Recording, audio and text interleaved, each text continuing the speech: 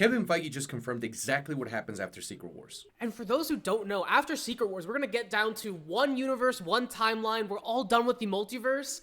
And he says they're going to focus a lot more on these individual characters, individual stories, and we're finally going to get the Marvel we've all been wanting. Where we're going to have X-Men, Fantastic Four, Spider-Man, kinda. You suck, Sony. All under the same roof, all from the start, and I'm pretty excited for it.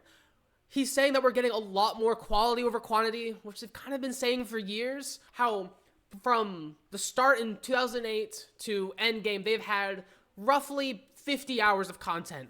And since then, it's been 100 hours from 2018 to about now. They're going to cut back so much, and I'm so happy about that. We've been wanting that for years. I liked it so much more when Marvel movies were a lot more of an event, where we only had 2, sometimes 3 movies a year, and I want that back. I'm really looking forward to getting right back down to this reboot, reset, where we're getting these characters back under the same Marvel banner and getting different iterations of these characters.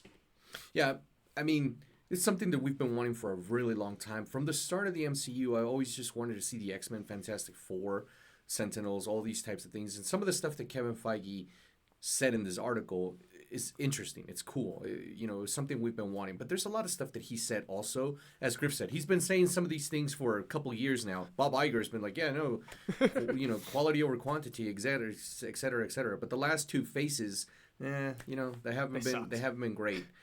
And so some of the stuff that he announced gets me excited, and it's also funny because some of the stuff that he announced we've been knowing, the X-Men. We're getting the X-Men. It's going to be a brand new cast. I'm excited for that, but we kind of knew that because you can't keep these guys around much longer. Hugh Jackman's going to be 60 soon, if not already.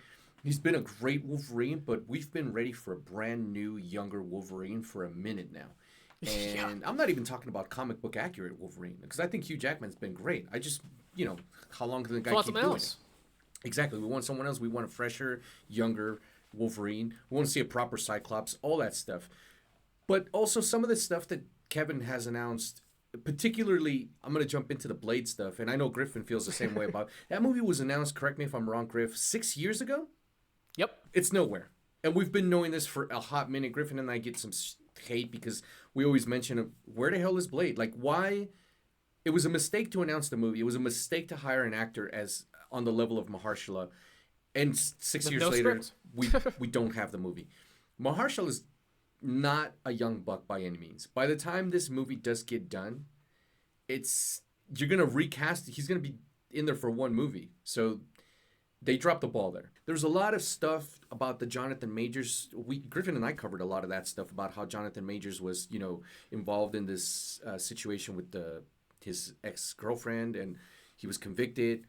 And Marvel, we've known them to jump the gun. They fired James Gunn for tweets he made, 10, 15 years ago? 11 years ago, something like that. They fired him after someone read the tweets and presented them to him. Then they rehired the dude, because they realized whoever was going to take over the Guardians of the Galaxy wasn't going to do half the job that James Gunn did. And then they did with Jonathan Majors. We knew that that was going to happen just because, given the name of the company and they don't want that kind of publicity. I get that 100%. Even Jonathan Majors has been very vocal and says, look, man, there's still love. I totally get it. At the end of the day, it's a business. I'm sad. I wish I was still part of it. But now reading this article and seeing that Kevin says, you know what? We were actually already thinking about that stuff. It may or may not be true. Okay, well, the key word there is that they were thinking about replacing him with Doctor Doom before he was convicted. Which, if you were talking about semantics, sure, I can believe that, as they could have been thinking about this after he was accused. But the implications of what he's saying just doesn't line up. And to start off, that's what I like. It's not the fact that they were thinking about it, because of course, as a company and as a businessman and as a CEO, you're like, let me see. But the whole, we were already thinking. The man hadn't been convicted yet. He had a lawyer. There's no use thinking about it. Just wait and see what happens, and then also you could have just recasted the dude. There are plenty of other great actors that could have taken over the role, and I'll stand by this. Jonathan Majors, to me, is a great actor. Absolutely. Kang was never the villain that I was like, holy shit, man, that's. We even talked about wanting Doctor Doom right after Thanos. Yeah, that's the next big thing. Like I'm far more excited over Magneto, Galactus, and especially, obviously, Doctor Doom. I think Yeah. Doctor Doom is the way they should have gone from the get go. But now trying to course correct and say, oh, we were already thinking. He even goes on to say we had already started talking to Robert about it and stuff like. Which, if it's true, you just threw your actor under the bus. And not to mention, like, the other way to look at this is damage control, but also how many people right now were still even thinking about Kang and Jonathan Majors? So why bring it back up? Exactly. No one was And thinking about him. to Griffin's credit, that point exactly. The entire time this was going on, and when he was asked at red carpets or at any Marvel event or con, he would just evade the question and Yeah. wave and say hi. So exactly, why scratch yourself now? Why reopen that wound? I mean, Jonathan's moved on. He sent a very elegant letter to Marvel saying, "Hey, I love you guys. I'm rooting for you guys." He was a complete gentleman about it. Why go back and just pour salt on the wound? It just doesn't make a lot of sense. And the stuff he says is just kind of just like, all right, dude, we're already on Doctor Doom. We're just talk about that. So Fantastic Four is right around the corner. exactly, just focus on that. Talk about Fantastic Four. Talk about the iteration of Fantastic Four, which he does go on to do. And in some of the stuff that he says about Fantastic Four is pretty interesting. The X-Men stuff is really interesting, and mainly what happens after Secret Wars, which, as Griffin and I have talked about for I don't know what the last 2 years, Griff, easily the last 2 years, is we're getting a reboot. We're getting a reset. It's a new timeline with pick and choose with some of the same actors, some of the same faces. Obviously, the ones that are a bit older, and he's gone on to say, for instance, Chris Hemsworth, he still thinks that he's prime Thor, that he could continue to play Thor. Whether Chris wants to do that or not. King Thor with Chris Hemsworth would be solid. Yeah. So we could still see some of this. A lot of people get scared and they're like, oh man, they're going to do essentially what DC did. Not necessarily. It's more what X-Men did with Fox. That's how I look at it, at least. That's a very good way to look at it, yeah. Reboot is 100% a scary word. I get what Kevin Feige's saying there. Reset, sure, I get it. Think of Secret Wars and what comes afterwards as more of X-Men Days of Future Past, where you have everything that came before with the 2000s X-Men still is 100% canon, first class, still there.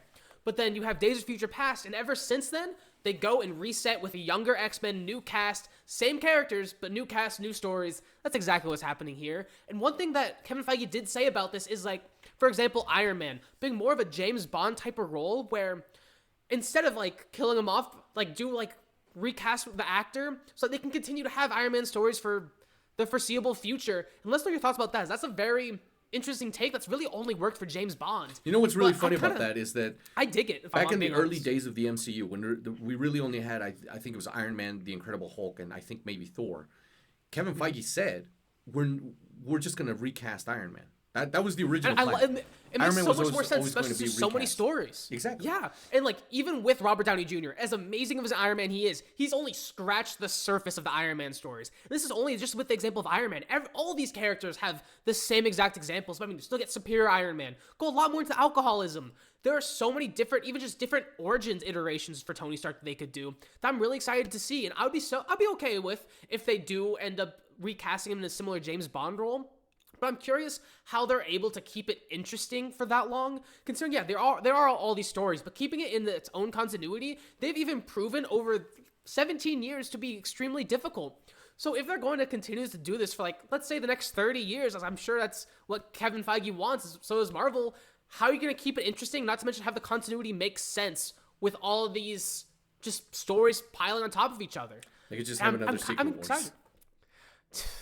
I hate it when yeah, you're right. I don't like it, but I think focusing on these more individual stories, I'm a lot more of a fan of. Like, think of like early Marvel, like where we had 8 solo projects before we got to Avengers, before we got like all these crossovers.